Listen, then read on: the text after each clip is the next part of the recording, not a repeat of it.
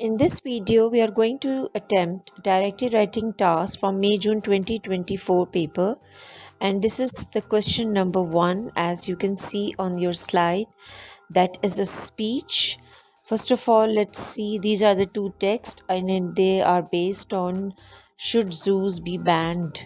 So text A and text B are there, and the question is, you have read two comments about zoos on an online blog. You have been asked to take part in a classroom debate on whether or not zoos should be banned. Write a speech for your classmates about whether or not you think zoos should be banned. So, first of all, the very first step is that you're going to underline the keywords. That is, there are two comments in two different boxes, of course, for and against, about zoos, and your audience. It's a classroom debate, and you are going either you're going in favor or against the zoos. So this is a speech you are going to write, the directed writing task. In your speech, you should, these are the two typical points: evaluate the ideas and opinions and give your own views about whether or not zoos should be banned based on what you have read in the text. So rest of the instruction is just what is being a part of the directed writing question, that you have to use your own words. You have to address both of the bullet points. Begin your speech with good morning everyone. So the beginning is given. As we all know, the word limit is 250 to 350, and we all know that the paragraphing is almost 5 to 6. So before we proceed further, let's revise this VARP technique for directed writing, and that is V for voice, A for audience, R for register, and P for purpose. On this slide, you can see the two tasks. So when you're going to read the task, you are going to underline the points, so they are going to help you in elaboration, and you are going to write a proper speech.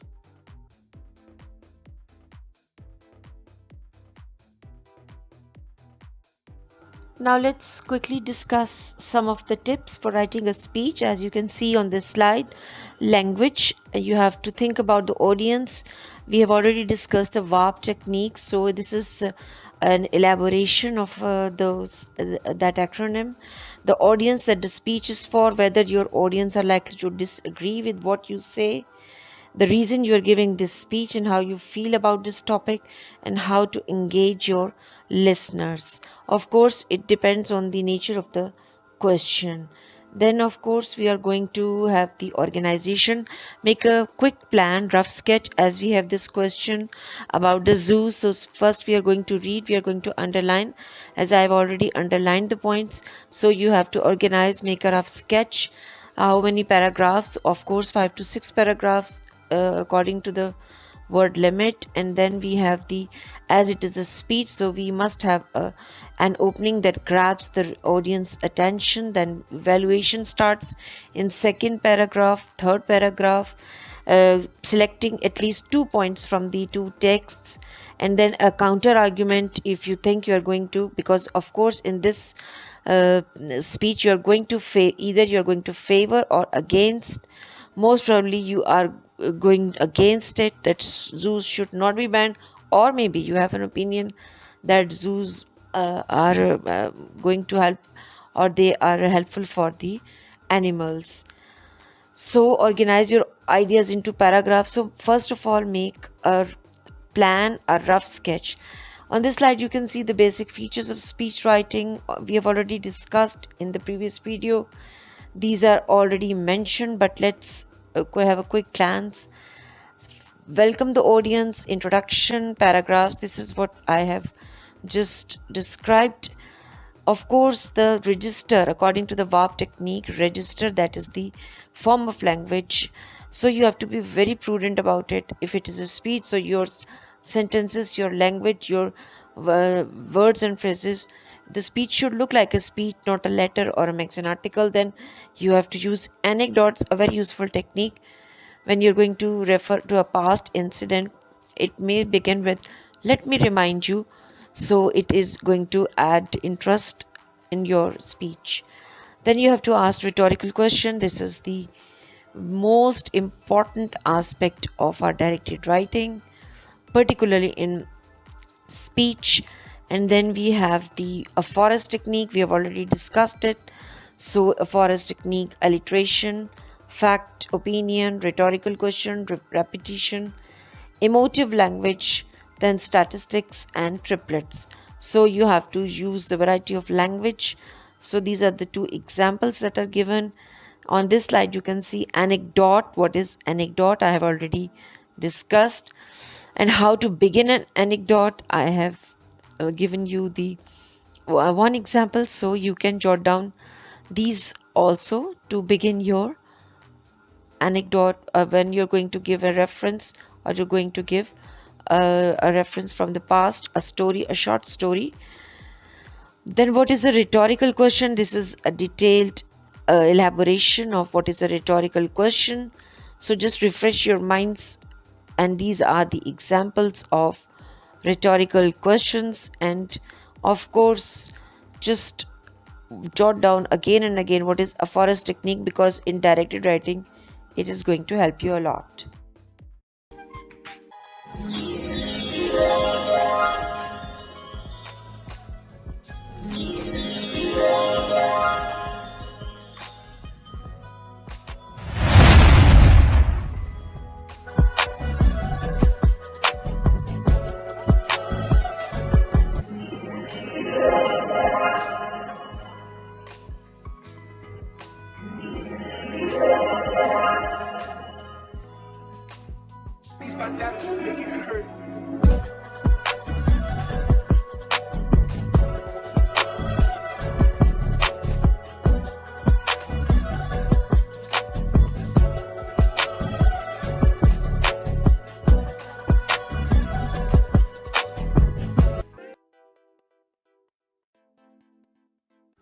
Now let's look at the question again. May 2024, that is a speech whether zoos should be banned. Here again you can see the question followed by the points. These are the points that are given in the mark scheme, and on this slide you can see the model answer, beginning with good morning everyone. Today I'll be exploring whether zoos should be banned. While zoos offer us the rare opportunity to witness majestic creatures up close, have we truly considered the suffering many animals endure in captivity? So we are going to start. This is the opening paragraph with rhetorical question. Of course, we are going to follow the aphoris technique. Can we continue sporting places that might value profit over the well-being of these helpless creatures? Let's uncover the truth behind the zoo walls. So afterwards, we are going to evaluate the points. At least 2 points from the text A, and then we are going to evaluate them, and then we have the points 2 points from text B, and when we are going to evaluate those points, then we are going to give our own views. So we are going to start as you can see on this slide.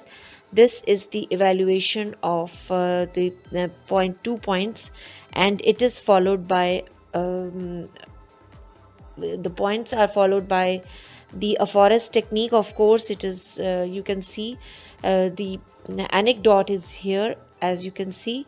So just to pause the video and read it. Then third paragraph is again the evaluation. Of course, the register of the speech should be there, so it should look like a speech. Dear fellows, so you are going to again use rhetorical questions, and then you are going to have the counter argument you can have also here. And then is the next paragraph, you can see here, that is you are going to give your own points, that is used to that how can we save endangered species without the help of zoos. So here we are going to give our own views. So we are going to favor that zoos should be banned. So here we have take our own stance. In the above paragraphs we have uh, evaluated the points, the negative points and the positive points, and then we have given our own. So evaluation, after the evaluation, now is this paragraph is based on our own points and evaluation, and of course the counter argument is there, and this is the last paragraph. Dear audience, let me conclude my arguments by saying that I strongly favor that zoos should not be banned. So do pause the video. Here you can see the triplets are used according to the forest technique, and the register is there, as you can see. Let's burn into our brains. So the triplets are there, according facts are there, opinion is there, and a rhetorical question repetition is again and again in this model answer.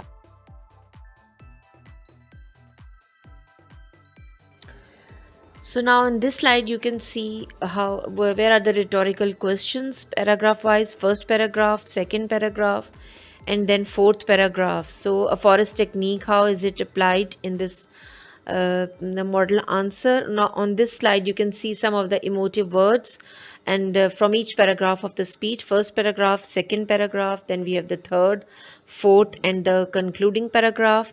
And then according to the forest technique, some of the facts and triplets from the speech, they are in the model speech. So facts, these are the highlighted points. So what are the facts and the triplets that are used? Think, ponder, and reflect. So you can see on this slide. On next slide you can see the some of the counter arguments that we have presented in the speech, because we are going to counter the arguments and we have to give our own opinion. So these are the points, counter arguments that are used in the speech. So it is now crystal clear that how useful a forest technique is for you to write a speech. Before we conclude, so this is the last slide where you can see another model article that is again based on our topic, zoos, should they be abolished? It is against the zoos. Our model answer is in favor of the zoos. So you can take help for your speech. Of course, the register of the speech should be there when you are going to write a speech. It is an article, but it is of course going to help you a lot. So before we conclude, I hope you have learned a lot. We have revised the features of speech, a forest technique, and how we are going to get better marks in our speech. Good luck.